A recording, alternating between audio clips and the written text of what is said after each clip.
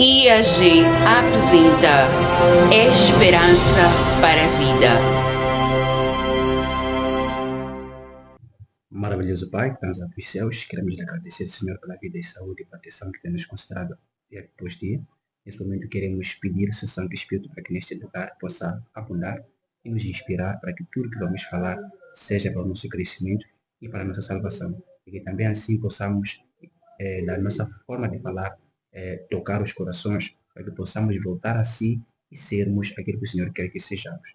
De acordo com a lição, para sermos mais gigantes de fé, porque precisamos dessa fé gigante para podermos vencer as tentações que nos assolam. Por isso, Senhor, que hoje te convidamos para que esteja conosco e aqueles que vamos escutar, em nome de Jesus. Amém. Amém. Saudações a todos que nos acompanham, sejam todos bem-vindos neste programa Esperança para a Vida. Hoje estamos aqui reunidos mais uma vez para estudarmos a nossa lição da Escola Sabatina e teremos um estudo muito interessante com convidados especiais. Mas antes que nós avancemos para o estudo da nossa lição, queremos convidar desde já todos para que possam subscreverem-se no canal, ativar o sininho de notificações, comentar e partilhar este conteúdo com os demais. Hoje temos a presença aqui do nosso irmão Abubakar. O irmão Abubakar pode saudar aos irmãos que nos acompanham do outro lado. Seja bem-vindo, irmão Abubakar, pode saudá-los. Muito obrigado, irmão Cipriano. É um prazer estar aqui. Muito obrigado pelo convite. Saudar aos nossos irmãos que nos acompanham e desejar que tenham uma ótima lição e os aprendizados que vão sair desta nossa interação possam contribuir certamente para o crescimento espiritual. Muito obrigado e vamos à lição. Amém. De igual forma, temos a presença do nosso irmão Arthur.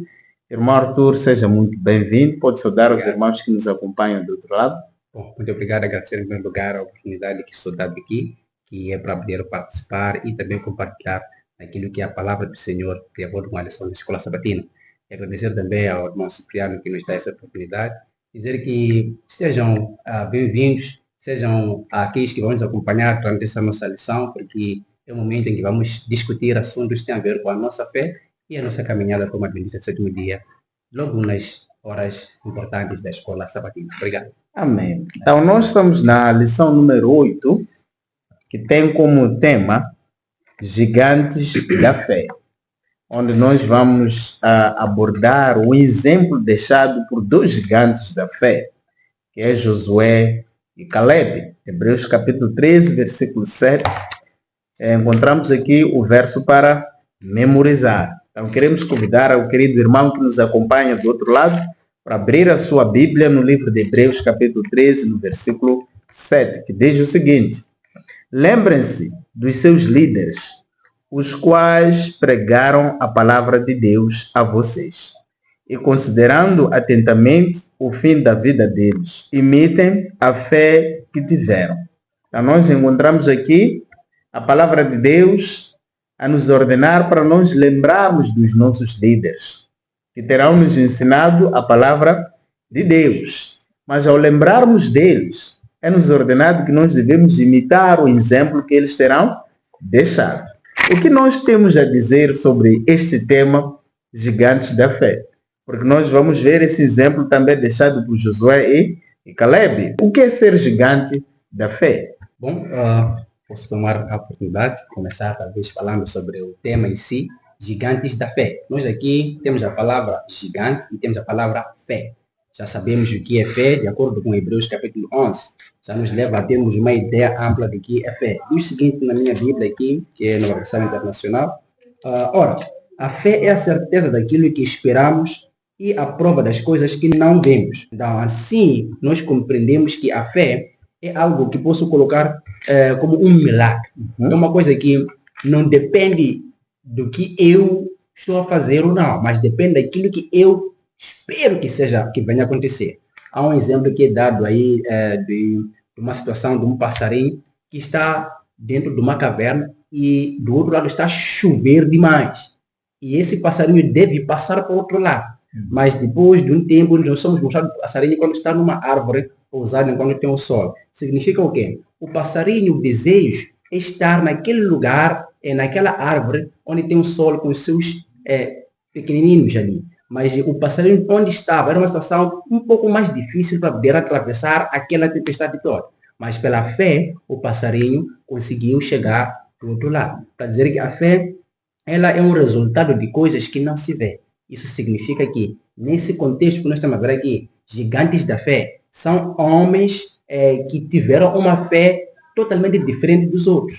E se nós formos entrar nessa lição mais aprofundadamente, vamos perceber que são homens que se destacaram e não só se destacaram, mas viveram uma vida de destaque em toda a sua trajetória. Então aqui vamos perceber por que nós vamos falar de gigantes da fé e o que levou eles a serem chamados de gigantes da fé. Então nesse contexto eu observo a palavra fé como a significado que estou aqui. Talvez a palavra gigante no formato físico, né, seria uma pessoa enorme, né? Uma pessoa que tem uma estatura maior que o normal. Nós aqui não temos gigante, mas se tivéssemos alguém que tem uns 2, 3 metros de nós, esse seria o nosso gigante. Então, estamos a ver que no sentido físico é um gigante. Agora, no sentido de trazermos uma mitologia ou alguma ideia, seria alguém que tem um poder maior, né? Um gigante será uma pessoa que tem um poder maior ou que poderá ter algo que é muito importante que os outros. É mais ou menos assim que eu poderia colocar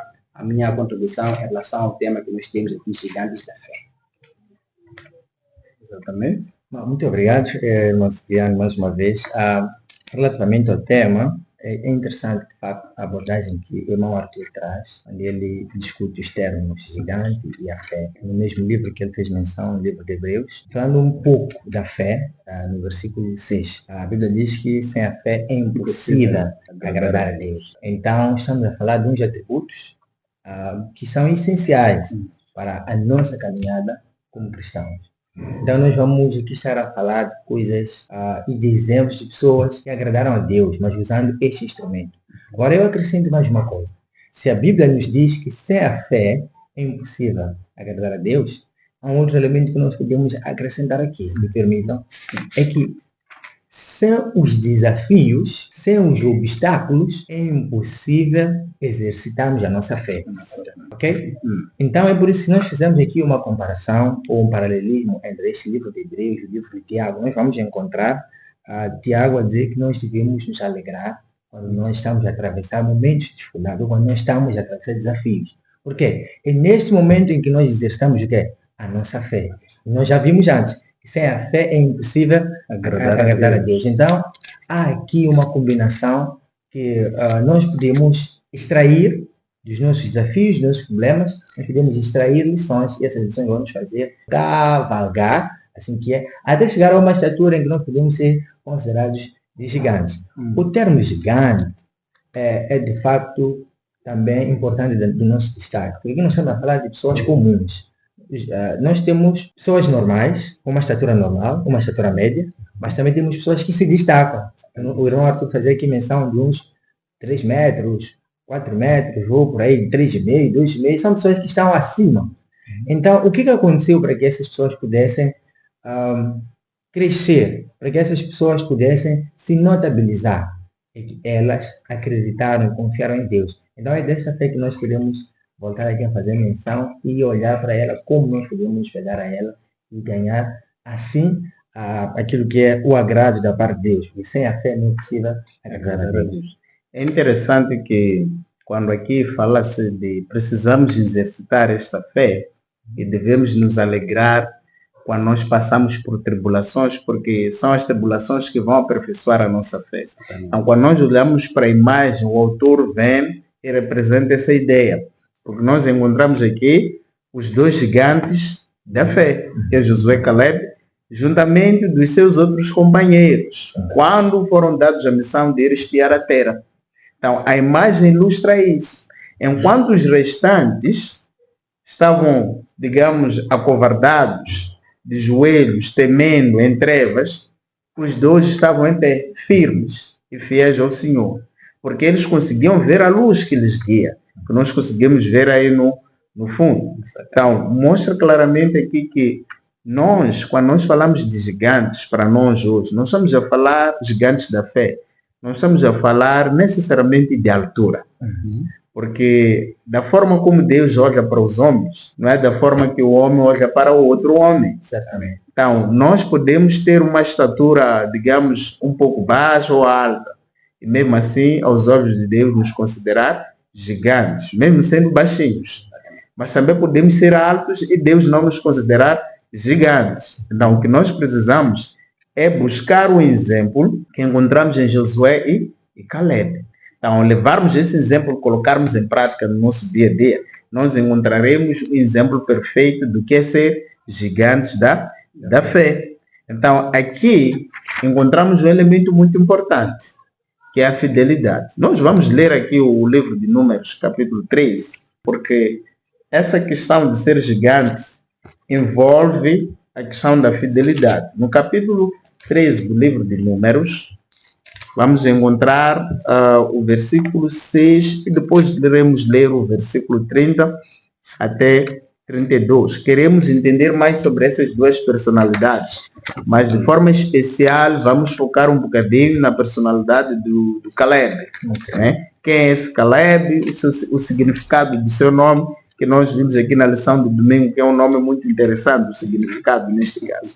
Agora, olhando para o Números capítulo 13, o versículo 6 nos diz de que tribo este homem era. Diz que da tribo de Judá, Caleb, filho de Jefoné. Então, nós vimos que este Caleb era da tribo de Judá. No versículo 30, diz o seguinte: então Caleb fez o povo calar-se diante de Moisés e disse: temos de subir e nos apoderar dela, pois com certeza conseguiremos prevalecer contra ela.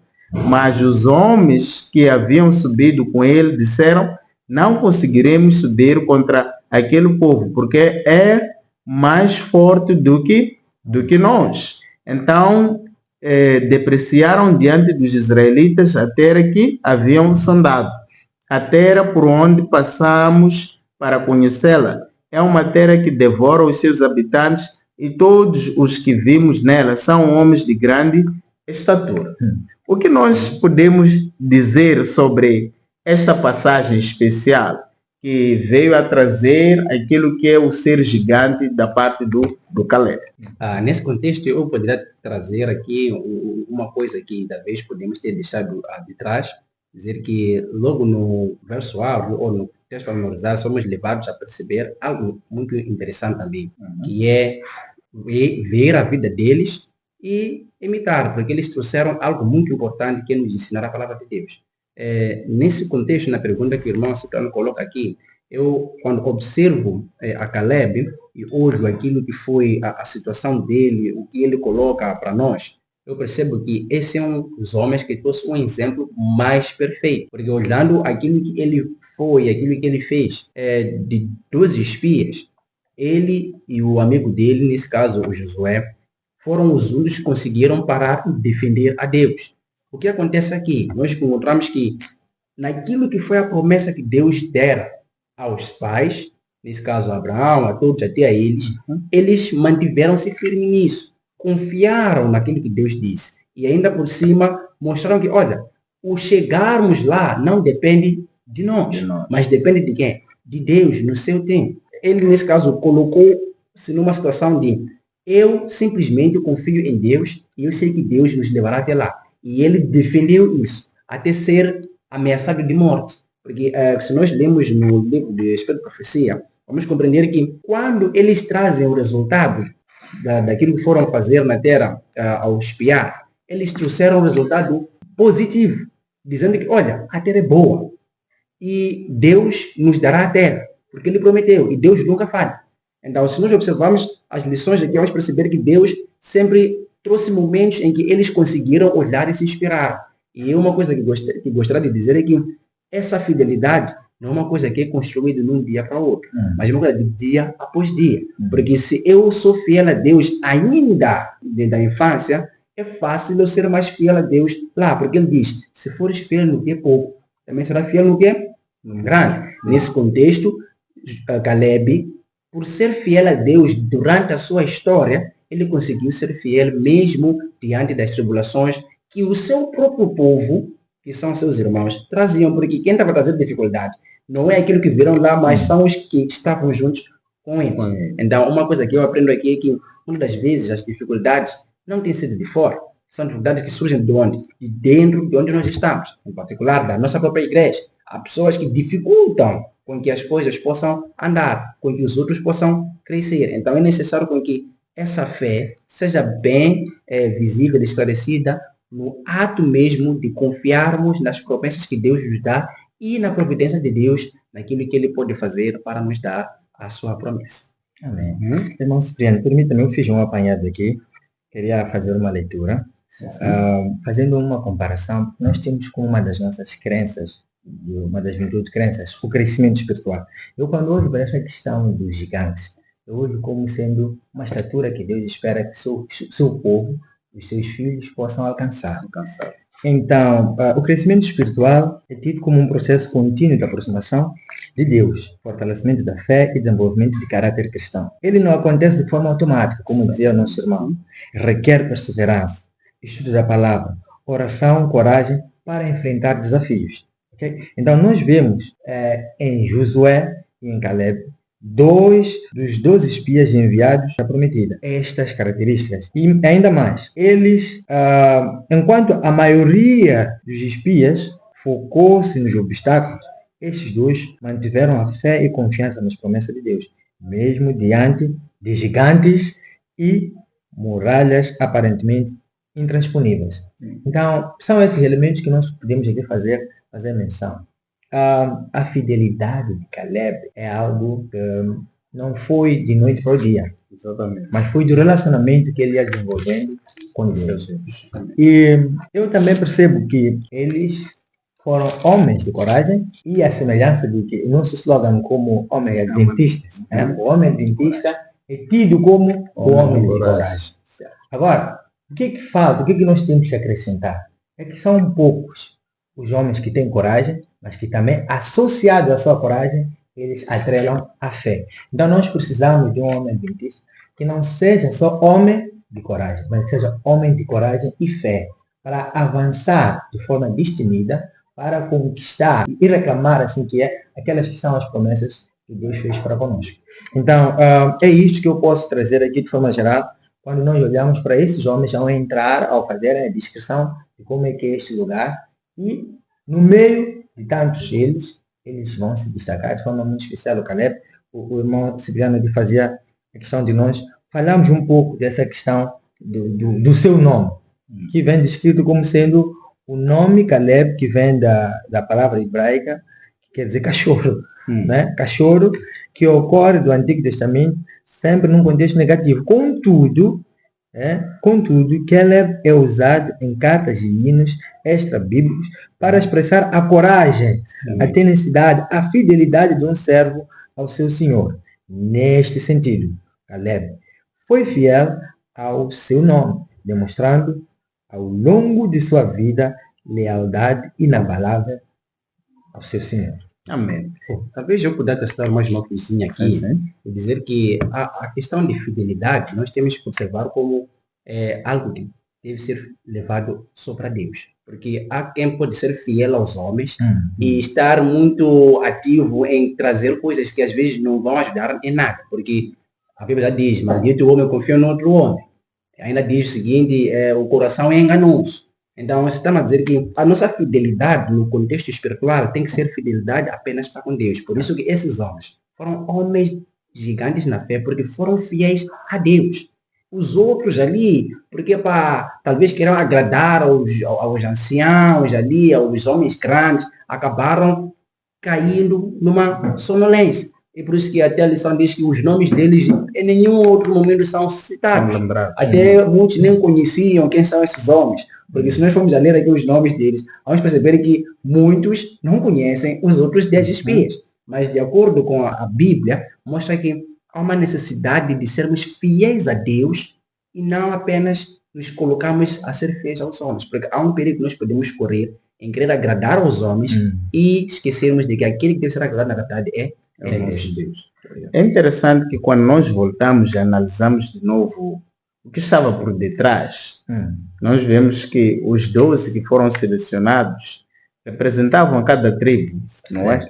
eram líderes, digamos assim, homens confiados e foram confiados uma missão.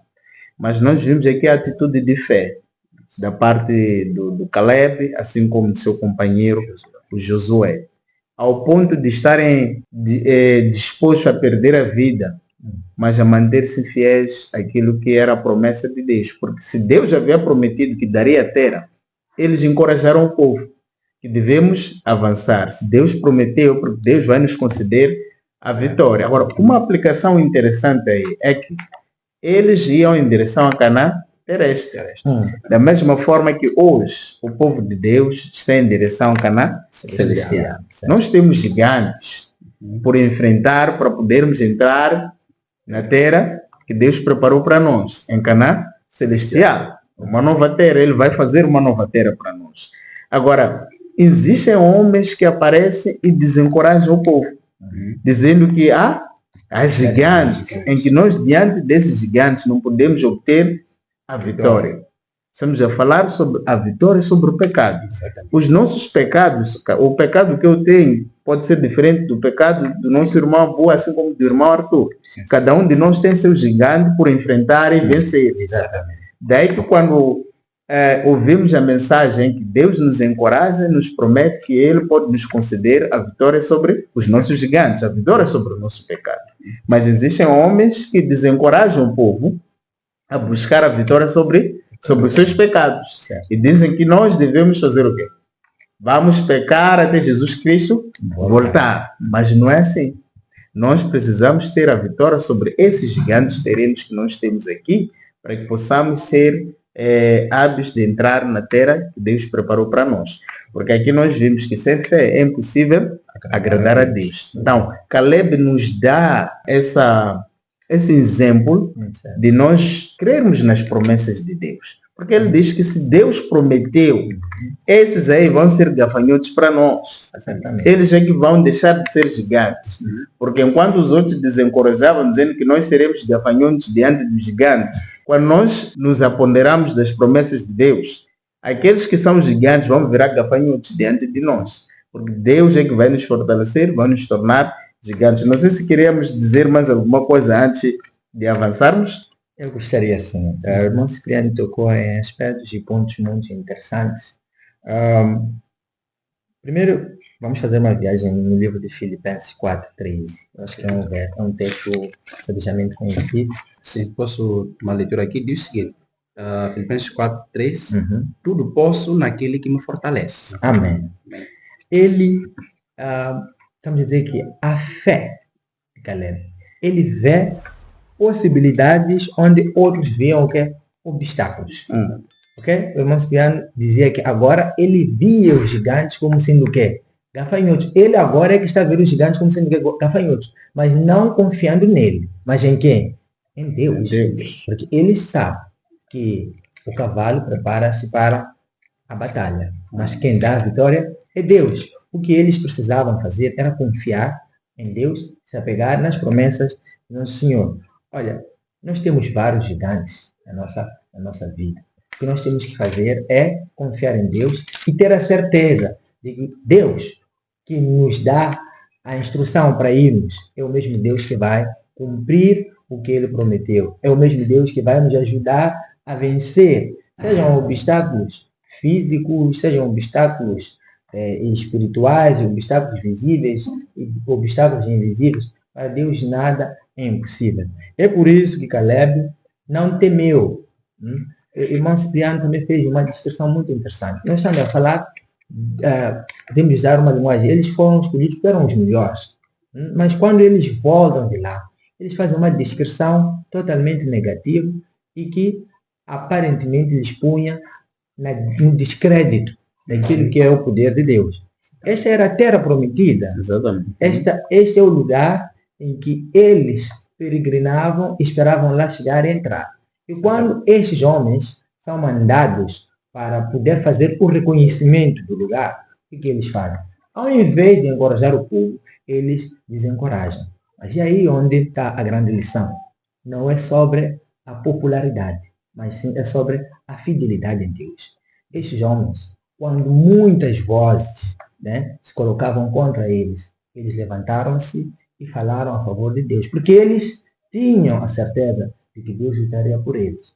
Então, em nossas vidas, nós temos que colocar isso. Nem sempre teremos até hoje em dia nós gostamos de seguidores, nós gostamos de likes, nós gostamos. Nós não podemos falar e fazer as coisas para agradar aos demais. Mas nós temos que fazer e falar para agradar a quem? Ao nosso Deus. Porque é a Ele a quem nós estamos a prestar o quê? O nosso serviço, o nosso culto. Eu tenho aqui algumas coisas que eu gostava de partilhar. Nós temos que falar mesmo que todos se calem. Nós temos que continuar a crer mesmo quando todos duvidam. E nós temos que ficar em pé quando todos caíram. É aí onde nós vemos Deus a intervir a favor desses homens. É onde nós vemos Deus a se manifestar em favor desses homens. Então, é um exemplo, de fato, que nós podemos levar e seguir. Muito obrigado. É interessante que a indiferença em meio à crise, Deus considera como um dos pecados mais graves. Por isso que o posicionamento de Josué e Caleb foi um posicionamento que Deus se agradou, o posicionamento deles.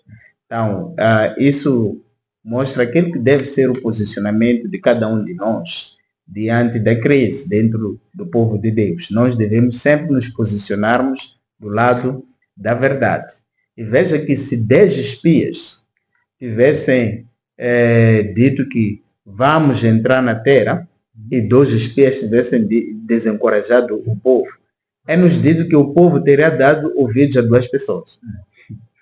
Exatamente. Então, vamos dizer que a mensagem ou o relatório que os espias trouxeram, os falsos espias trouxeram, era uma mensagem que agrada os ouvidos do povo. Exatamente. O povo não queria ouvir uma mensagem que iria envolver aquela questão que nós já viemos avançando aqui, que essa fé que agrada a Deus precisa ser exercitada. Não queriam fazer a sua parte, dar o primeiro passo para que Deus possa lhes usar de acordo com a sua vontade. Agora, o que significa seguir ao Senhor de todo o coração? Porque nós vimos que na repartição da terra, o Caleb, este homem, vai pedir aquela parte da montanha. Ele diz, dê-me esta montanha. E nós lemos aqui vários textos de Josué capítulo 14, versículo 6 a 14, Números 14, 24, e assim como Deuteronômio. Nós vimos que este homem pede um lugar específico, não é? Mas Deus, quando fala deste homem, só vamos ler aqui o Números 14, 24, para entendermos o que significa seguir a Deus de todo o coração. O que diz Números 14, versículo 24? Mas como o meu servo Caleb tem outro espírito e me segue com integridade, eu o farei entrar na terra que foi observar, e seus descendentes a herderão. Ok? Então, Deus fala de Caleb como um homem que lhe segue de todo o coração. O que isso significa? Como é que nós entendemos aquilo que foi o papel de Caleb diante de Deus, essa comunhão que ele tinha?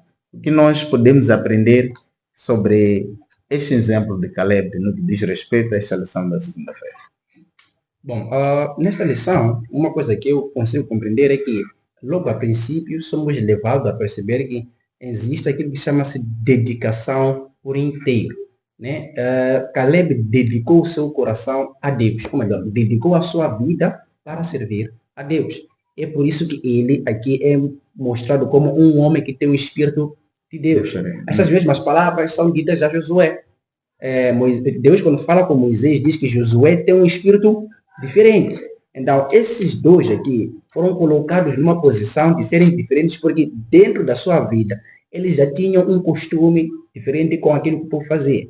Falando um pouco sobre Josué, nós compreendemos que Josué, até mesmo nas reuniões que Moisés tinha com Deus na tenda dos encontros, Josué ficava onde? Estava lá com Moisés. E quando Moisés saía da presença do Senhor, Josué continuava na presença do Senhor. Para dizer que o espírito que havia em Josué e Caleb era um espírito de dedicação. Eles dedicavam mais o seu esforço e o seu tempo para com Deus. Então, aqui nós percebemos que significa dedicar-se a Ele e ainda fazer um esforço para reivindicar as promessas que Deus tem. Porque em tudo aquilo que ele fizer, ele demonstrou que, olha, eu quero entrar na terra, eu quero isto. Deus me prometeu, então Deus me deu aquilo que prometeu. Então, por causa da sua dedicação, também teve coragem suficiente de reivindicar aquilo que Deus prometeu. Amém. Sim. Eu quero fazer uma ponte, talvez trazendo uma citação aqui do Espírito de Profecia. Pode parecer um pouco distante do que estamos a falar, mas é muito interessante fazermos essa ponte. No livro Testemunhos para Ministro, página 31, temos nada a temer quanto ao futuro, a menos que nos esqueçamos da maneira em que o Senhor nos tem guiado e dos ensinos do passado. Ora, Caleb, ele não tinha por que temer. Ele havia depositado o seu coração inteiramente a Deus. Essa história está a se repetir pela segunda vez. Que ele já havia feito isto há mais de 40 anos. Estamos a dizer que quando ele era jovem, ele não temeu. Ele seguiu. Ele sabia que Deus estava com ele. Agora ele volta, ele diz, dá-me o quê? Dá-me um monte. Ali era um lugar de dificuldades. Mas ele não temia, porque ele sabia que Deus, o que Deus havia feito com eles, desde o Egito, a passagem pelo deserto, tantos milagres que Deus havia operado na vida dele. Então, a experiência e a intimidade que Caleb tinha, então faziam com que ele pudesse entregar inteiramente o seu coração a Deus. Ele não temia, porque ele sabia que em Deus ele podia confiar. Ora, nós também na nossa vida temos desafios. Será que nós entregamos inteiramente os nossos desafios a Deus ou nós nos encobardamos, nós queremos as coisas fáceis, fingimos ou encontramos desculpas? Porque na idade de Caleb, estamos a falar de uma idade de 85 anos, ele muito facilmente podia ter dito, em minha idade eu já não posso fazer isto. Mas ele andava pelos olhos da fé. Ele sabia que das lutas dele, quem ia à frente é o quê? O anjo do Senhor. Era Deus que ia em frente. Então ele entregava-se. Entregar é mesmo isso que o irmão Arthur disse. E, acima de tudo, é reclamar, mas também é se colocar à disposição. E não ter medo. Ok? Não ter medo, porque nós sabemos que se Deus é por nós, ninguém será contra nós. Agora, o que muitas das vezes acontece conosco, que nós temos medo, nós dizemos que o homem adventista é homem de coragem. Mas muitas vezes temos o quê? Temos medo. E, associado a isto, falta-nos a fé. Ok? Falta-nos a fé. Então, as promessas de Deus acabam não se cumprindo. E nós vemos no exemplo de Caleb, porque ele teve coragem, ele seguiu com fé, e Deus lhe deu aquele lugar, mas acima de tudo, serviu de exemplo. Deu um grande exemplo àquela nação. De um homem naquela idade que continuava com um vigor, o mesmo vigor que ele havia demonstrado há 40 anos. Então, este é um exemplo. Esse é um exemplo que nós podemos seguir. Muito bom. Nós vimos aqui um Caleb que, mesmo na sua velhice, ele não mudou a sua postura de ser um homem fiel a Deus. E o mais interessante é que a promessa desta terra que o Caleb pede para Josué foi feita no passado. Nós vimos 45 anos depois, ele é que consegue obter, não é? Este lugar aqui que ele pediu. Mas durante todo esse tempo ele serviu de exemplo para as novas gerações, porque o Caleb e o Josué fazem parte do remanescente em comparação a toda a geração que pereceu não entrou na terra prometida.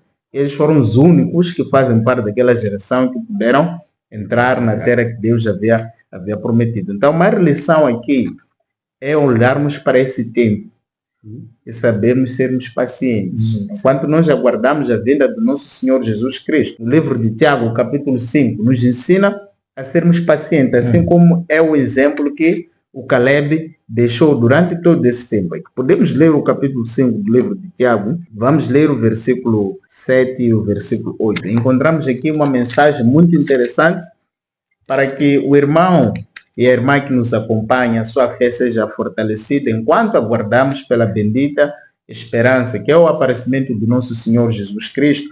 No versículo 7 diz que, portanto, irmãos, sede pacientes até a vinda do Senhor. Devemos ser pacientes até a vinda do nosso Senhor. O lavrador espera o precioso fruto da terra, aguardando-o com paciência até que receba as primeiras e as últimas chuvas. Sede vós também pacientes, fortalecei o coração, porque a vinda do Senhor está próxima.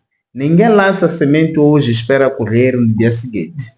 Lançamos a semente, ficamos à espera da chuva, até que a semente germine, possa crescer, vir a dar frutos. Então, é assim que nós devemos ser no que diz respeito à volta do nosso Senhor. Assim como Caleb foi firme nas promessas que Deus havia feito para ele, até que as promessas 45 anos depois se cumpriram na vida dele. Então, nós podemos sim ter a certeza de que Deus é fiel e ele cumpre as suas promessas. O último parágrafo da lição diz o seguinte: que Caleb entendeu que o território que cada tribo receberia era diretamente proporcional à ousadia com que reivindicavam as promessas do Senhor e a extensão de terra que estavam dispostos a pisar pela fé. Então nós vimos aqui algo muito interessante. As promessas de Deus não se cumprem automaticamente. Por isso que levou o tempo que levou. Exatamente. Independentemente da nossa vontade, elas exigem que nossa fé seja acompanhada de ações decididas. Então, nós precisamos ser pessoas pacientes. A paciência é a chave. Por isso que lá em Mateus 24 diz que, ao que preservar até o fim, este que será o sábio. Então, nós precisamos ser homens e mulheres pacientes no que diz respeito à palavra de Deus. Não, nós podemos explorar mais sobre o poder do exemplo desse homem. Vamos ler o capítulo 15 do livro de Josué. Capítulo 15, vamos ler versículo 16 e 19, e depois os irmãos vão poder compartilhar sobre o poder do exemplo. Capítulo 15 de Josué, versículo 16, diz o seguinte: E Caleb disse: Darei minha filha Axa por mulher ao homem que atacar e conquistar Kiriat Sefer. Otoniel, filho de Kenaz, irmão de Caleb, o conquistou, e Caleb lhe deu sua filha Axa por mulher. Quando Axa foi viver com Otoniel, ela o pressionou para que pedisse o campo ao pai dela. Assim que ela desceu do jumento, perguntou-lhe: Caleb, o que você quer? Quero um presente, respondeu ela. Já que me deu terras no Negueb, dê-me também fontes de água. Então Caleb lhe deu as fontes superiores e as inferiores. Nós vimos que Caleb era um guerreiro, assim como Josué era um guerreiro. E eles estiveram numa missão de conquista. Conquistaram a terra conforme Deus havia ordenado.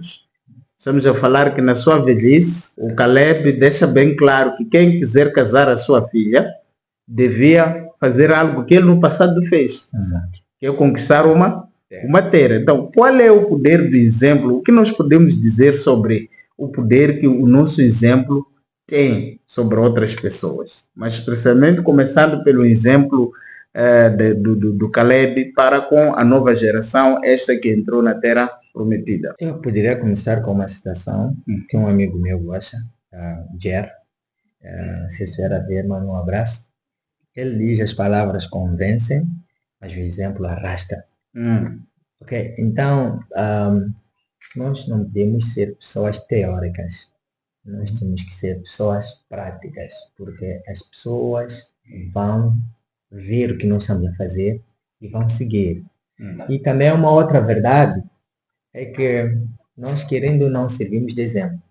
Agora, depende da posição de exemplo em que nós nos encontramos. Podemos ser bons exemplos, mas também podemos ser maus exemplos. E Caleb é um bom exemplo. Okay? Eu inspiro-me muito, gosto muito de navegar na história de Caleb, e quando compreendo a intimidade com que ele havia desenvolvido com Deus, até certo ponto de ele ser considerado uma pessoa de espírito diferente, e ele poder impactar isso na sua família, na sua filha. Agora estamos a ver, ele quer um gero e também possa ser um guerreiro. O que nós estamos a ver aqui, na verdade, são duas coisas fundamentais na nossa fé, que é o que vem no livro de Tiago 2, versículo 26. Diz o seguinte: assim como o corpo sem espírito está morta, também a fé sem obras está morta. Exatamente. Então nós podemos ver aqui que é preciso nós também fazermos a nossa parte, que é trabalharmos. é como se fossem duas asas da mesma ave. Temos por um lado a fé, que é sobre a qual estamos a falar, mas também temos aqui a parte que tem a ver com as obras. Este Caleb é o homem que, como vimos anteriormente, ele disse, dá-me esta montanha. Ok? Ele quer ir trabalhar, ele quer ir reclamar a promessa do Senhor, mas ele sabe que é preciso fazer o quê? Trabalhar. É preciso pôr o quê? Ir. Senhor Jesus Cristo disse o quê? Ide. Fazer discípulos. Os discípulos não hão de vir. Nós temos que fazer o quê? Ir. Agora, o poder do exemplo está em nós fazermos. Não podemos cair naquela máxima de que faça o que eu digo, não o que eu faço. Né? Faça o que eu digo, não faça o que eu faço. Então, tem que ser o contrário. Faça o que eu digo e faço. Ok? Porque é isso que Deus espera de nós. Então, Caleb não ficou a dizer que vão à guerra. Vão. Ele também foi, mas também queria... Isso também é uma lição muito importante.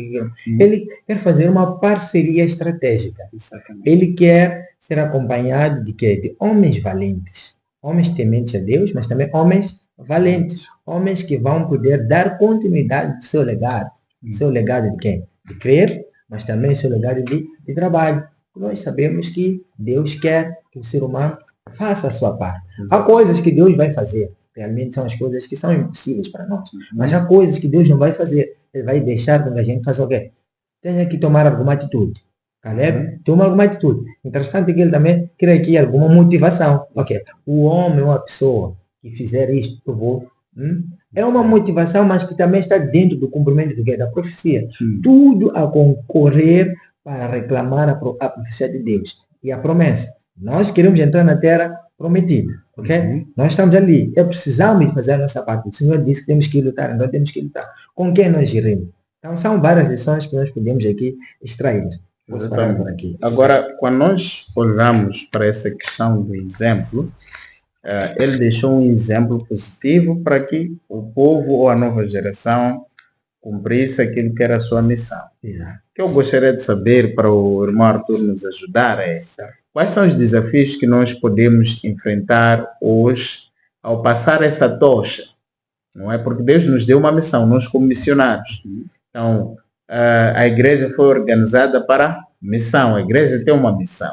Então, significa que nós vamos passando o conhecimento que os nossos mais velhos também passaram para nós, para a nova geração, para cumprir esta missão. Agora, quais são os desafios que nós podemos enfrentar ao longo deste processo de transmitir um exemplo positivo para a nova geração, para o cumprimento da missão que a igreja tem? Certo. Talvez já começar com um versículo que o meu irmão já havia mencionado, Romanos 8:31, que diz: que diremos então diante destas coisas? Se Deus é por nós, quem será contra nós? Amém. Então, aqui nós encontramos algo muito fundamental. Só na questão do trabalho de espiar a terra, quando eles voltaram, percebemos algo ali.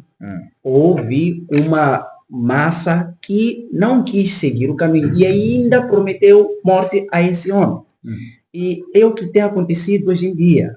Os desafios são maiores na igreja, no nosso seio de convivência, porque quando você traz aquilo que é bom, já que o mundo padronizou o errado como certo, se você faz o errado, todo mundo está aí a aplaudir até ficam felizes, porque vão ver a desgraça de alguém e alguém estará ali a filmar tudo mais, mas você traz aquilo que é a verdade sobre as coisas. Então você é condenado como quem está a trazer um desvio das pessoas ou está a condenar as pessoas. Mas o que acontece aqui, o que nós queremos trazer é que os desafios que nós temos é estarmos diante de pessoas que não querem ouvir a verdade. A Bíblia diz: fale ao meu povo, fale os seus pecados. Então, quando você fala dos pecados do povo, o povo vira contra ti e quer te apedrejar. Hoje em dia, temos situações em que nós conseguimos vivenciar onde pessoas que dedicam seu tempo para Deus são consideradas como pessoas que estão a trazer problemas na igreja. Então, significa o quê? As dificuldades são maiores para aqueles que deixam um exemplo melhor. Agora, aqueles que deixam um exemplo negativo são aqueles que querem agradar pessoas, massas. E agradar massas não te dá certeza que você está do lado de Deus. E temos muitas pessoas que querem agradar as pessoas trazendo esse contexto. Eu aqui escrevi uma coisa muito interessante. O exemplo de Caleb foi uma atitude de coragem, que foi se espalhado pelo povo e também na sua própria casa. Porque aqui nós encontramos que a filha do próprio Caleb, ela também aparece com as virtudes do pai. Do pai, O exatamente. pai reivindicou a terra, ela também está a reivindicar alguma coisa. Ela também está mostrando que, olha, pai, não é só você que tem essa capacidade, você já me passou, porque eu sou de sangue, mas ela também traz algo aqui, há uma dedicação do lado dela, né? Há uma coragem, há uma fidelidade também que ela construiu, para dizer que, se nós observarmos bem essa parte da história, da parte de Josué, no livro em si, eles estão a nos trazer, primeiro, a história daquilo que eles estão a passar para o povo. Há um ensinamento que sabe que vai ser dado ali. Ele ainda diz o seguinte: eu fui fiel a Deus. São as palavras do próprio Caleb a dizer aos filhos de Israel, para dizer que o exemplo foi passado. E ainda por cima, conseguimos ver em prática, quando ele diz, olha, o homem que conquistar a terra, eu lhe darei a minha filha como esposa. Então, significa que os homens que haviam ali, creio que eu não era apenas um, mas podia ter outros que também quiseram participar, mas houve um que se destacou mais e conseguiu fazer o trabalho. Para dizer que, enquanto nós estivermos a trazer um bom exemplo, temos agora, hoje em dia, maior resistência, porque o mundo já colocou nas nossas mentes que o certo não é certo. Mas nós sabemos que não há nenhum momento em que o certo vai virar errado. O certo sempre será o certo, o errado sempre será o errado. Mesmo que apenas uma pessoa que terá que ser salvo no meio de milhares de pessoas. Para dizer, nem tudo isto, não precisamos nos calar diante de problemas ou de erros. Temos que falar as coisas de como elas devem ser ditas. Porque se nós nos calarmos, nos tornamos cúmplices e culpados pela perda de muitos. Como diz a palavra, aquele que sabe que deve fazer o bem e não o faz, comete pecado. E para Deus, ninguém irá para o céu enquanto tem pecado. Ou então, ninguém vai precisar de Deus com pecado e vive. Para dizer que precisamos falar as coisas como devem ser ditas e não nos deixar apegar nas pessoas que podem nos atormentar. Algumas das coisas que acontecem hoje em dia, que podem nos impedir de falarmos, né, é o medo. O medo é uma das coisas que faz com que as pessoas não consigam falar. Ou talvez porque tem um laço com fulano. Por exemplo, nós que podemos ter empresas, se nossas empresas estão mais ligadas com pessoas do mundo, não tenho como ser contra o meu parceiro. Muitas das vezes acabamos não conseguindo ser diferente, não conseguimos viver a vida de fidelidade porque queremos agradar as pessoas. Então, temos que nos afastar das pessoas e nos aliarmos mais com Deus para garantirmos que nem que venham dificuldades que existem, não nos abalarão, mas nos darão mais força para falarmos cada vez mais. Exatamente. Então, nós aqui, o que deve ficar bem claro aqui, somos chamados a sermos exemplares. E de forma especial aos nossos líderes, no cumprimento da missão, o seu exemplo conta muito, porque influenciam a maior parte do rebanho. Daí que Deus vai requerer contas, prestação de contas da parte da nossa liderança, no que diz respeito ao exemplo que eles terão dado para o rebanho que Deus confiou a eles. Então, o exemplo é muito importante. Significa que, através daquilo que é um exemplo que um líder deixa, pode manchar o rebanho ou pode fazer com que o nome de Deus seja glorificado. Então, nós precisamos seguir o exemplo de Caleb, que é um exemplo que não só se aplica para os de fora, até na sua própria família. Ele conseguia espelhar as virtudes que vêm do Espírito Santo. Então, nós precisamos ser homens de coragem e espalharmos essas virtudes. Porque Deus não nos deu um espírito de medo, mas nos deu um espírito de coragem e amor. Então, precisamos ter essas virtudes na nossa vida, no nosso dia a dia. Mas uma das características que pode nos fazer termos essas virtudes é a humildade.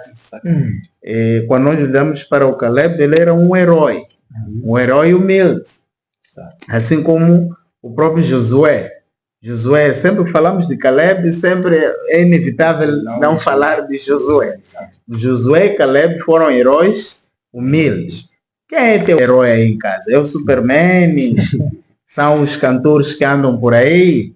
Essa é a questão mais essencial. Quem é o nosso herói? Mas, quando nós lemos o capítulo 19, de 49 a 51, nós vimos que depois do Caleb ter pedido a parte dele, e Josué ter distribuído a terra para os restantes do seu povo, ele ficou com o resto. Ou seja, o líder Josué foi o último a ter a sua porção de terra.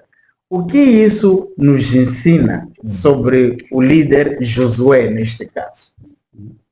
Talvez, permita-me, irmão Cipriano, quero fazer, antes de entrar nessa lição, Fique à vontade. quero fazer uma ponte com a última passagem aqui da lição que estivemos a ver, fala sobre o poder do exemplo. Estamos aqui a falar sobre a passagem do testemunho, e o irmão Cipriano também fez menção às características que o Caleb, as qualidades que ele tinha de poder influenciar dentro da sua família. Isso é o que nós precisamos hoje. Nós como pais, nós como líderes nas nossas famílias, nós precisamos deixar o melhor exemplo possível. Porque as nossas famílias, para falar de famílias adventistas, estão-se a perder. Né? Os nossos filhos estão-se a perder. Por quê? Talvez porque, por causa daquilo que nós fazemos. Eles não olham para nós, não vê, né, uma relação entre aquilo que nós fazemos e aquilo que nós falamos. E, consequentemente, eles não conseguem fazer o que? Se alinhar. É por isso aqui que a AXA, ela, vendo esta coerência, este encontro entre o que o pai fazia e o que o pai falava, foi fácil para ela também conseguir ser determinada e querer seguir o mesmo passo. Então, nós, como pais, temos esse desafio de não só falar, mas também sabemos que o que nós estamos a fazer vai impactar muito, porque as pessoas aprendem mais com o que vem. Mas também temos que nos dar tempo de ensinar, né? Temos que nos dar tempo, temos que ter cultos familiares, temos que ter momentos em que nós vamos ensinar tudo o que Deus fez no passado para outro povo, mas também tudo o que Deus vem fazendo para nós de forma particular. Porque as nossas famílias precisam, principalmente os nossos filhos, precisam ver que o mesmo Deus da Bíblia, o mesmo Deus que fez milagres para este povo, é o mesmo Deus que está operando na nossa família, na nossa casa. Então, eles não precisam só ver aqueles milagres grandes que estão lá, mas eles precisam ver os milagres que Deus está operando na nossa casa, na nossa vida. E em função disso, eles também vão desenvolver o quê? Um relacionamento pessoal com o nosso Deus. Agora, voltando para a questão da humildade, realmente é um outro exemplo. Né? É um outro exemplo de grandeza. É um outro exemplo de grandeza. É o que torna esses nossos dois homens, em particular o Josué, um herói. Um gigante.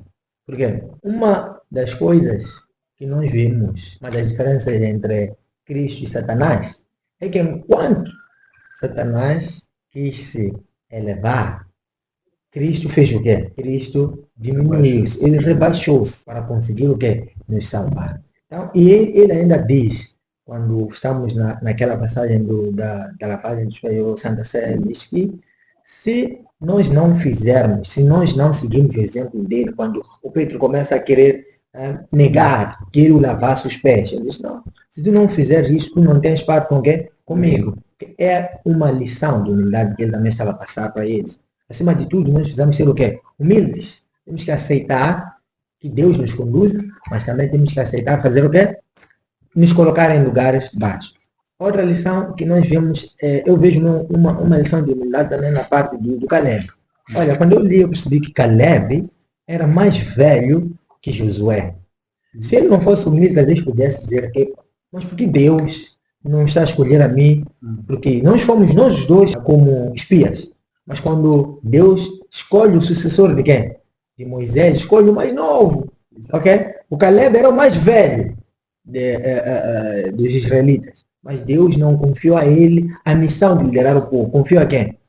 Ao Josué. Então ele foi humilde ao aceitar. Semelhantemente àquilo que fez o João Batista. Importa que ele cresça a falar de Jesus, mas que eu faça o quê? Diminua. Olha, se nós nos entregamos a Deus, nós sim poderemos ser pessoas que vão cooperar para a missão, que vão cooperar para o resgate das almas. E nós estaremos aqui a fazer o quê? Lutar, né? E vamos deixar com que Deus faça o seu trabalho através de nós, e nós também complementando o trabalho um do outro. Exatamente. Bom, talvez eu poderia colocar uma coisa aqui que eu pude descobrir nessa lição. Uma das coisas que talvez podíamos colocar aqui, um herói humilde. Nessa lição destaca mais ao Josué, nesse caso. O que acontece aqui é que eu logo lembrei-me de uma passagem. Deus diz que não existe um homem manso que nem quem? Moisés. Que nem Moisés. E Moisés foi quem? Foi o mestre de quem? De Josué. Então Josué bebeu a humildade a partir de quem? De Moisés. Ele viu como Moisés vivia, ele viu como Moisés falava, ele viu como Moisés fazia as coisas, e ele sempre com Moisés estava, e ele aprendeu com Moisés.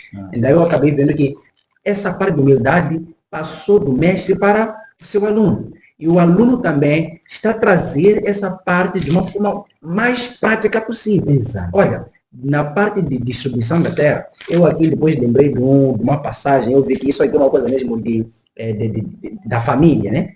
O Abraão, começa com Abraão isto. Abraão, capítulo 13 de Gênesis, versículo 8 e 9, diz o seguinte: então Abraão disse a Ló: não haja desavença entre mim e você, e entre seus pastores e os meus, afinal somos irmãos. Aí está a terra inteira diante de você. Vamos separar-nos. Se você for para a esquerda, irei à direita. Se fores para a direita, irei à esquerda. Está dizendo o que é aqui? Escolha primeiro você. É o mesmo que o Josué está fazendo lá. Deu primeiro a terra a todos. Em outras palavras, eu consigo ver essa atitude de Abraão em quem? Em Josué. Para não haver desavenças entre nós. É claro que ele era um herói, era um gigante. Poderia dizer que é para não. Primeiro, aqui, esse lugar é meu. E as pessoas não iam discutir nada porque ele merece. Mas ele disse que não. Não é o fato de eu ser o que eu sou, o líder, que eu vos levei de lá para aqui, Deus me considerou o vosso líder, Moisés já não está, que eu devo fazer isso. Mas levem vocês primeiro o quê? A vossa porção. E no final ele recebe a porção que ele foi dado. E veja só, foi uma porção que a lição quando nos leva a perceber é um lugar que para muitos poderá ser um lugar não muito bonito assim como tal, mas um lugar meio que não tem muita importância. Isso nos ensina mais uma outra coisa. Um líder não pode ser uma pessoa que gosta de coisas fáceis, não é? Coisas fáceis não nos faz crescer, porque não há desafios ali. Então, quanto mais desafios nós tivermos, melhor ainda, porque estaremos num passo de purificação de fé com mais força e firmeza. Então, aqui nós encontramos que Josué, na sua vida, ele não simplesmente se limitou em querer coisas fáceis. Ele sempre queria as coisas um pouco mais difíceis, que trazem desafio, para poder, assim como afiando a sua fé no fogo, assim como porque a palavra de Deus diz que a nossa fé deve ser provada no fogo. Então, quanto mais desafio haver, significa que a pessoa terá mais comunhão com Deus. E mais um detalhe que a lição deixa aqui, só para poder terminar o meu comentário, não perder o ponto sim, é que onde se encontrava a terra de Josué, estava próximo aonde? Próximo do templo. Exatamente. E ainda a lição diz que Josué era o homem que gostava de estar no templo, aos pés do Senhor. Então vimos algo importante aqui. O ser humilde é muito ligado com estar aos pés do Senhor. E nos Salmos, somos dito lá, o Davi diz que se existe uma coisa que eu tanto quero é estar onde? Na casa do Senhor. Então, é na casa do Senhor onde nós nos sentimos mais à vontade, é na casa do Senhor onde nós nos sentimos mais aconchegados, é na casa do Senhor onde nós aprendemos aquilo que o Senhor quer que nós sejamos. Então, a pessoa que está aos pés de Jesus é aquela pessoa que aprende sobre todas as coisas que Jesus Cristo quer em sua vida. Irmão Cipriano, se me permite, eu quero fazer uma ponte com um acrônimo que fomos deixados com o pastor Nuvut. Ele fala da verdadeira alegria. Ele traz um acrônimo, diz Joy. Joy. O J é Jesus First, ou Jesus em primeiro lugar. Nós lemos em Mateus 6, versículo 33, que devemos buscar primeiro o quê? O reino dos céus e a sua justiça. Todas as outras coisas nos serão acrescentadas. Nós vemos esses homens a fazer isso, ok? E muito bem o Josué faz isso. Ele busca primeiro a quem? A Deus. Em segundo lugar, a segunda letra, o O. Other second. Os outros em segundo lugar. Agora, o que está a fazer aqui Josué? Ele está a dar aos outros. Ele está a dar aos outros a sua porção. E o Y, que representa you at last, você fica na última posição. O ficar na última posição, como dizia, não é uma questão de ser menosprezar-se, né? Não é uma questão de... Mas é viver a humildade de espírito. É você viver uma vida de serviço. É viver uma vida de serviço. Quem quiser ser o primeiro, será o servo de todos. Isso lemos em Marcos 9, versículo 35. Vejamos que Jesus Cristo, em Mateus capítulo 11, no versículo 28 e 29, ele diz uma coisa muito interessante, porque nós já falávamos aqui, o irmão Arthur fazia referência sobre a localização de onde o Josué escolheu, que era perto do santuário, que demonstra qual era a prioridade da vida dele. Um lugar simples, mas ele queria estar perto de Deus, porque o caminho do Senhor está no santuário. Em Mateus, capítulo 11, versículo 28, Jesus Cristo faz-nos um convite. Vinde a mim todos os que estáis cansados e sobrecarregados, e eu vos aliviarei. Versículo 29. Tomai sobre vós o meu jugo e aprendei de mim, que sou manso e humilde de coração, e achareis descanso para a vossa alma.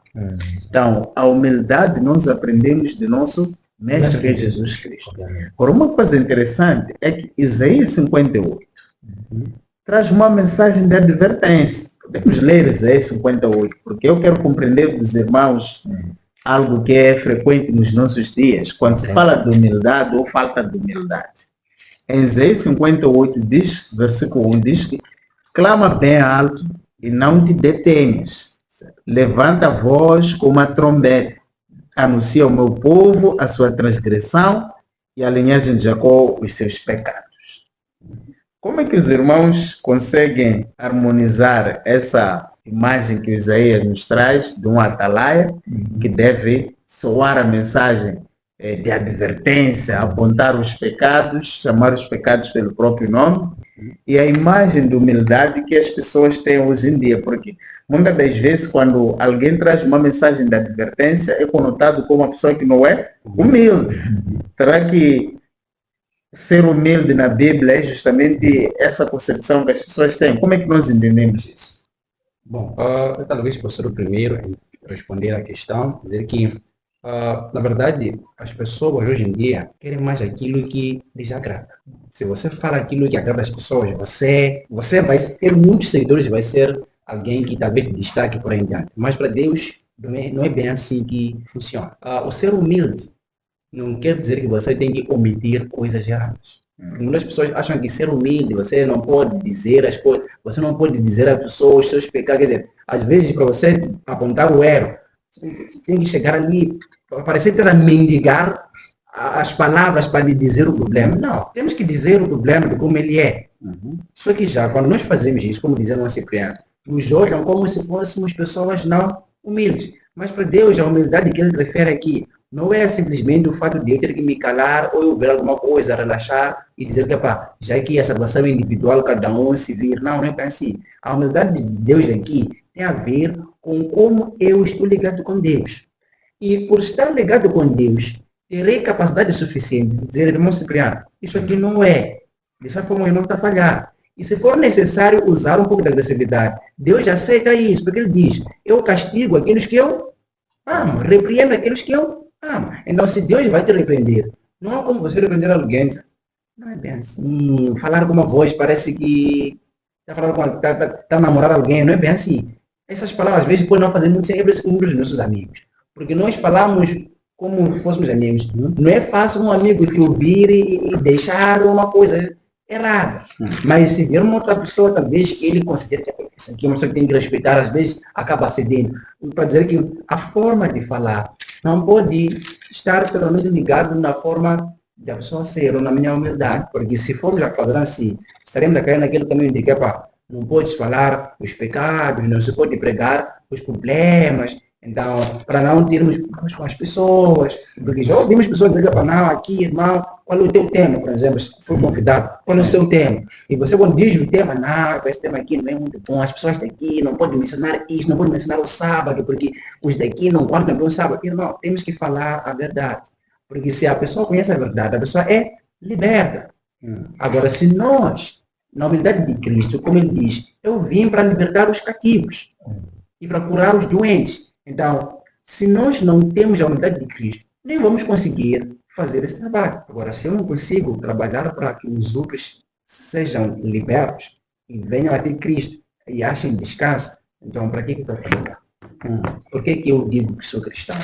Então, nesse contexto que eu diria que há uma necessidade de se tirar essa ligação de a humildade tem que ter a ver com a forma que nós falamos, que é preciso falar com palavras massas. É claro que existem momentos que nós falamos com palavras massas, mas há momentos em que temos que usar a agressividade, melhor, usar-se uma vara para endireitar uma coisa. Crianças de hoje em dia, por exemplo, desculpa levar um pouco de tempo, há crianças que já batem os próprios pais. Por quê? Porque nunca foram ensinadas que, olha, quando uma criança fala, de acordo com a Bíblia, é necessário às vezes dar o quê? Uma vara, para a criança estar alinhada. Mas os pais nunca fizeram isso. As crianças que levam vara e batem nos pais. Então significa o quê? O pai achou que estava a ser humilde diante do filho, lhe dava tudo o que queria, enquanto estava a criar um filho mimado. Então a humildade não pode estar ligada dessa forma. E pessoas acham que a humildade tem que estar dessa forma. E, não, se você é humilde, tem que deixar as pessoas fazerem bem. Não é bem assim. Humildade que Deus quer aqui é de você ser um homem devoto a Deus e não se vangloria pelas coisas que faz. Uma das coisas é você conquistar coisas boas e começar a dizer que isso tudo aqui foi o que eu fiz. Esses homens aqui, como Moisés, tudo que fazia, Moisés nunca se colocou que ele é que fez a coisa. Sempre Deus é que faz as coisas. Esses homens aqui, Deus pode fazer por nós. Então, se nós colocarmos Deus em primeiro, seremos os humildes que nós precisamos e também teremos a capacidade de enfrentar e dizer as coisas. E um ponto que eu talvez não consegui colocar lá atrás é que Jesus falava com autoridade. A questão por quê? Porque ele vivia o que falava. Agora, muitos de nós hoje em dia não temos autoridade. Porque temos problemas, primeiro, com a nossa própria vida, que não temos como falar a alguém sobre os seus próprios problemas. Só Deus que vai abrir minha boca e dizer, irmão, calma lá um pouco, você não tem como dizer nada. Automaticamente não tem como dizer, tem uma coisa, só dizer que já te conhecemos, você já não tem mais nada a dizer, não tem autoridade. Então precisamos de ter autoridade, falar o que vivemos. Muito obrigado. Amém. É interessante que essa questão de humildade, as pessoas realmente hoje em dia, quando se afronta certas atitudes que podem vir tanto da parte da liderança assim como não, acabam dizendo que este homem não é humilde, mas a palavra de Deus deixa bem claro qual deve ser o nosso posicionamento. Acredito que no tempo de Josué e Caleb, quando se levantaram diante daqueles homens, foram considerados pessoas não humildes, pessoas teimosas. Como é que a maior parte de nós concorda, vocês discordam, não é? Foram considerados rebeldes, mas eles estavam certos, porque na Bíblia, os que estão do lado de Deus sempre são a maioria. Não está a dizer que se a maior parte dos espias disseram que não vamos entrar, Caleb e Josué disseram vamos entrar, significa que Deus estava com os espias? Não. Está a dizer que aos olhos do homem, Caleb e Josué eram minoria. Mas para Deus, por eles estarem com Deus, eles não eram minoria, sim, eles eram a maioria. Mas os 10 espias seriam a minoria. Então, sempre que nós estivermos com Deus, ainda que todo mundo diga que nós vamos à esquerda, enquanto Deus diz que temos que ir à direita, nós devemos nos confortar por saber que Deus está conosco. E nós, para Deus, somos a maioria. Mesmo no Antigo Testamento, vimos essa questão quando o homem viu os carros de guerra do inimigo, viu os soldados do inimigo, pensou que eles eram a minoria. Mas a oração do profeta fez com que os olhos fossem abertos. Ele viu que não. Todos aqueles que estão com Deus estão em maioria. Exatamente. Em maioria. Não necessariamente numérica. Exatamente. Mas estar com Deus é a garantia de que nós estamos em maioria. Agora, há um exemplo que queria trazer também aqui no livro de João, capítulo 7. Porque quando nós falamos de humildade, podemos entrar no campo do conhecimento da palavra de Deus, da pregação da palavra de Deus. Onde existem muitos homens que dizem que não, porque eles sentaram e estudaram, eles é que entendem. Você não tem nada para lhes ensinar. Isso também eu considero falta de humildade da nossa parte. Quando nós olhamos como é que Jesus Cristo foi criado, nós vemos que naquele tempo existiam escolas dos rabinos, não é? Mas mesmo assim Jesus Cristo não foi enviado para lá. Jesus Cristo aprendeu com sua mãe. Agora, em João capítulo 7, no versículo 14, aqui nos fala da festa dos tabernáculos. No versículo 14 diz que A festa já estava na metade quando Jesus subiu ao templo e começou a ensinar.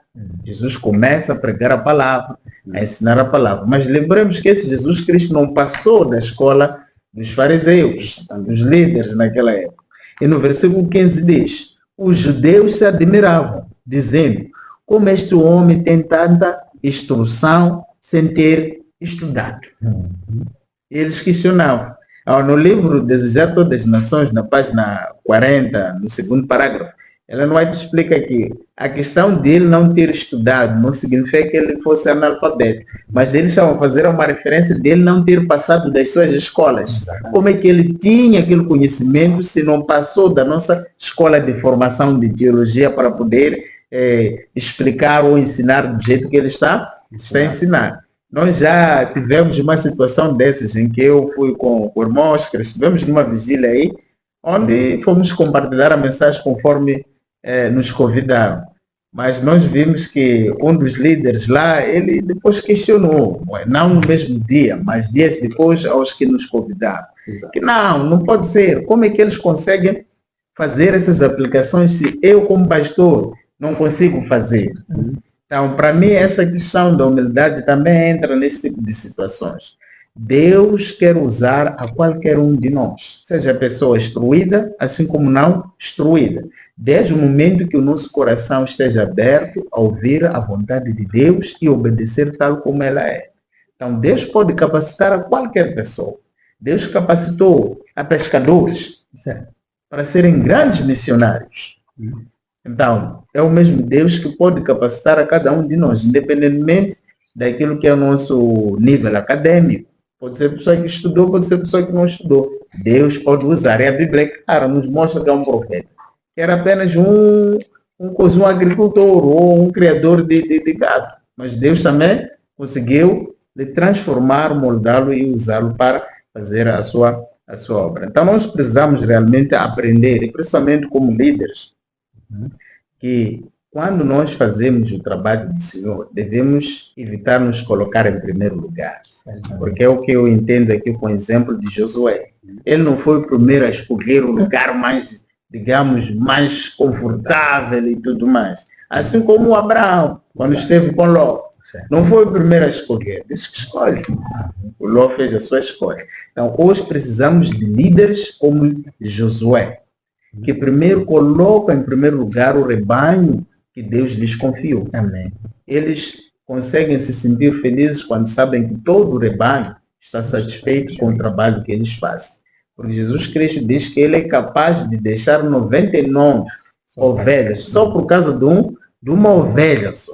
Então precisamos hoje em dia de líder que sente perda, sente dor quando uma ovelha se desvia e não fica assim de braços cruzados.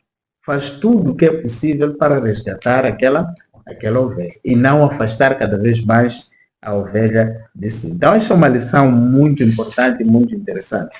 Sim, eu queria fazer também um comentário breve, porque esta questão de orgulho também está relacionada ao eu. Quando nós falamos dos gigantes que nós temos que vencer, a profecia diz que um dos maiores gigantes que nós temos que vencer é o quê? É o eu. Nós temos que lutar e vencer o quê? O eu. Isso é o que atrapalha a obra do Senhor. Quando nós primeiro nos colocamos em primeiro lugar, quando o outro é dado uma luz, nós não reconhecemos, porque tem que ser ele, não sou eu.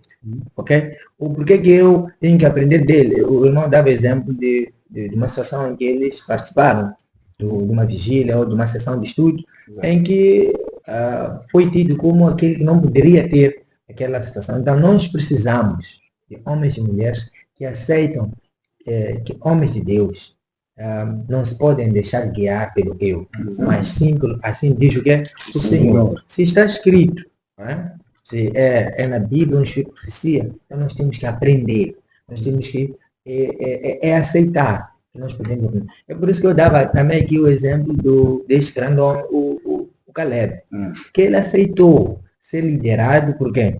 Por Josué, sendo Josué o quê? Mais novo.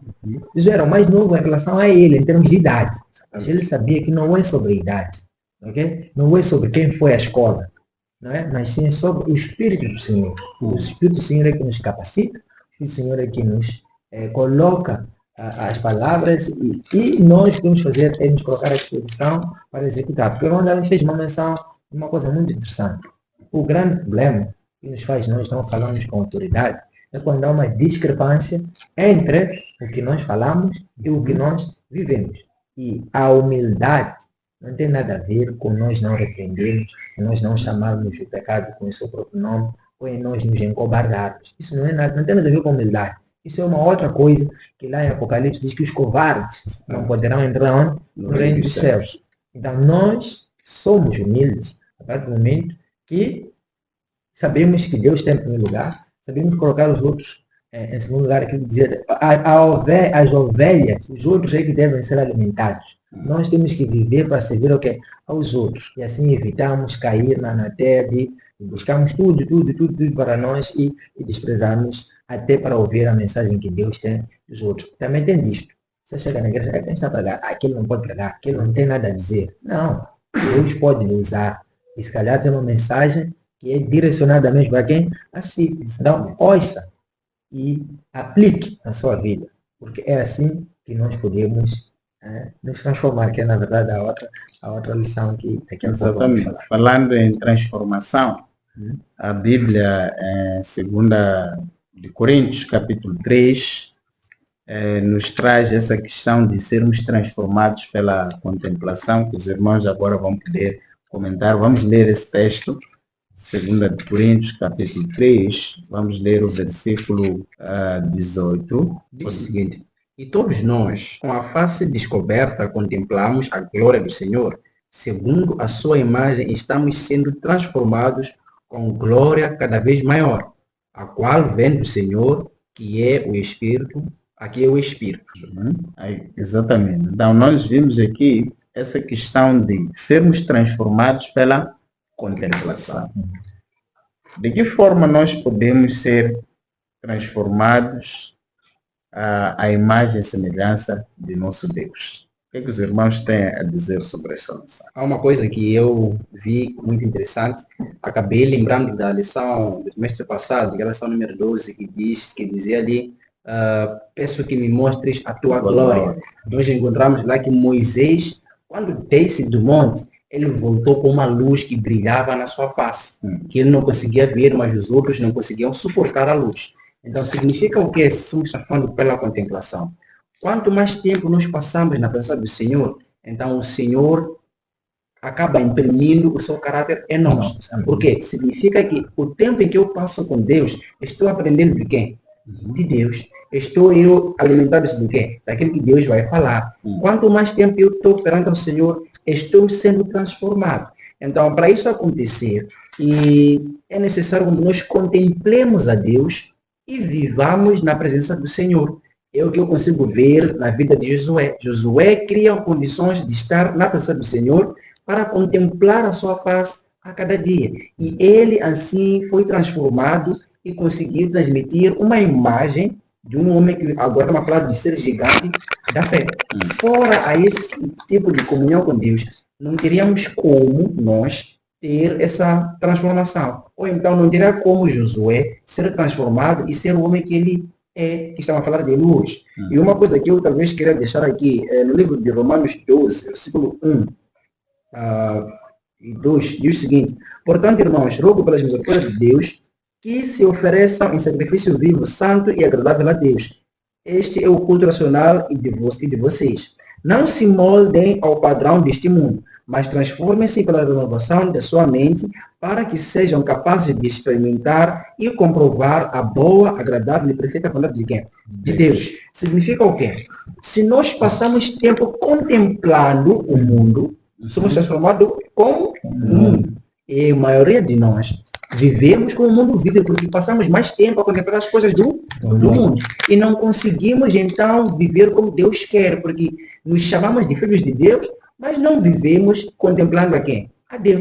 Por isso, não tem como Deus imprimir o seu caráter em nós, enquanto nós não o contemplamos. Para dizer que é necessário contemplar a Deus para viver como Deus quer e deixar o mundo de lado. Porque se continuarmos com o mundo ligado, não teremos como ser transformados. Amém. Realmente, a contemplação Na verdade, os nossos olhos são uma das avenidas da nossa alma. Exato. Então, se Satanás tem como chegar a nós, tem como nos tirar o caráter de Deus, o caráter daquilo que nós comemos, daquilo que nós falamos, mas tudo começa, na verdade, com o que nós vemos. Quando nós vemos, desejamos ser, desejamos fazer, e falar e por aí. Então, temos que entender muito este princípio e gastarmos muito tempo contemplando a glória de Deus. Temos que gastar muito tempo estudando a palavra de Deus. Se os nossos olhos forem bons, nosso corpo será bom. E no verso 23 diz, se porém os teus olhos forem maus, o teu corpo estará repleto de trevas. Então, precisamos sim contemplar as coisas espirituais, ou aquilo que nós contemplamos, devemos ter cuidado com as coisas que nós temos contemplados. Conforme já avançava o Marco, quem contempla mais o mundo será moldado a mentalidade do mundo, a mentalidade mundana. Mas se nós contemplarmos mais as coisas espirituais, também a nossa mentalidade será transformada para tal. Eu gostaria de ler aqui uma pequena citação. Está no livro Eventos Finais, 64, no quarto parágrafo. Ellen White diz uma coisa interessante aqui neste livro, que pode nos ajudar a virmos a refletir a imagem e semelhança do nosso Deus, porque é pela contemplação que nós somos transformados. Ela diz-nos o seguinte: far-nos-ia bem passar diariamente 1 hora a refletir sobre a vida de Jesus. Deveremos tomá-la ponto por ponto e deixar que a imaginação se apodere de cada cena, especialmente as finais. Então, quando nós pegamos a palavra de Deus e olhamos para as cenas finais do ministério de Jesus Cristo aqui na Terra e contemplarmos e permitir que a nossa imaginação se apodere disso, nós seremos transformados, porque nós vamos compreender a verdadeira missão que nosso mestre teve aqui na Terra e a nossa parte nesta missão. E aquilo que nós devemos fazer neste momento que ele está no lugar santíssimo, a fazer a obra de expiação pelos nossos pecados. Então, o nosso convite para os irmãos que nos acompanham é que possamos buscar contemplar a palavra de Deus diariamente, porque é a contemplação que ela vai nos transformar. Então, se nós nos entregarmos a Deus em oração, estudarmos constantemente a palavra de Deus e colocar em prática, porque este é o ponto central. Sermos santificados pela verdade que nós pregamos. Se a verdade nos santificar, então claramente as pessoas verão Cristo em nós, porque Ele vai refletir. E assim chegamos ao fim do estudo da nossa lição. Queremos abrir este espaço para últimas considerações. O irmão Bu pode deixar as suas últimas considerações. Muito obrigado, irmão Cipriano. Apenas agradecer ao convite, dizer que esta lição é de tamanha importância para a nossa vida. Estamos a falar de gigantes de fé, temos que nos inspirar neles. O que acontece é que muitos de nós continuamos anões espirituais, anões na fé. E Deus quer nos tirar dessa nossa zona de conforto, nos levar e nos tornar gigantes de fé. Por isso temos que levar mais tempo contemplando pessoas que caminharam e trilharam a sua vida toda foi dedicada a Deus. E nós também, se dedicando a Deus, poderemos sim ser vitoriosos. Poderemos ter a coragem de falar quando muitos se calam. Poderemos sim defender a verdade de Deus, que é isto que Deus quer nos últimos dias. Pessoas, homens e mulheres, que não se comprem, mas pessoas que sejam capazes de defender a verdade, independente do preço ou do custo que isso vier a pagar. Também. Muito obrigado. Também para nós foi um prazer contar com sua presença. Esperamos que possa haver mais vezes assim que estendermos o convite para mais um estudo da lição. De igual forma, queremos abrir o espaço para que o irmão Arthur possa deixar as últimas considerações. Bom, muito obrigado pela oportunidade mais uma vez. Foi bom estar aqui para podermos juntos compartilharmos a palavra do Senhor e dizer que esta palavra ela deve ser estudada e examinada, porque se existem tantas Bíblias no mundo, é para as pessoas poderem elas mesmas fazerem essa leitura. Um dos perigos que nós corremos hoje em dia é querer depender dos que estão a falar. Então, o meu conselho para todos que nos acompanham nesse momento é que A palavra do Senhor é para você mesmo, pessoalmente, ir estudar para entender as verdades do Senhor. Porque se esperar com que eu, o irmão Abu, o irmão Cipriano, falemos das coisas, você pode até não sentir-se motivado, não sentir-se tocado, mas se for o próprio Deus a falar, creio eu que você não terá como discutir com Deus. E Deus sempre irá vencer-te para poderes vencer os seus problemas. E nada perderemos. A prior, nós vamos ganhar o reino dos céus e viveremos eternamente com Deus e com os outros que estarão lá juntos conosco, os salvos. Obrigado. Humilhai-vos diante do Senhor e Ele vos exaltará. Assim diz o Tiago, capítulo 4, versículo 10. Behold the Lamb of God. Em João, capítulo 1, versículo 29, a expressão behold é contemplar. Quando João diz, eis o Cordeiro de Deus que tira o pecado do mundo. Em inglês, a expressão usada behold significa contemplar. Porque é pela essa contemplação que nós somos transformados. Os nossos pecados serão tirados de nós se nós contemplarmos a Jesus Cristo.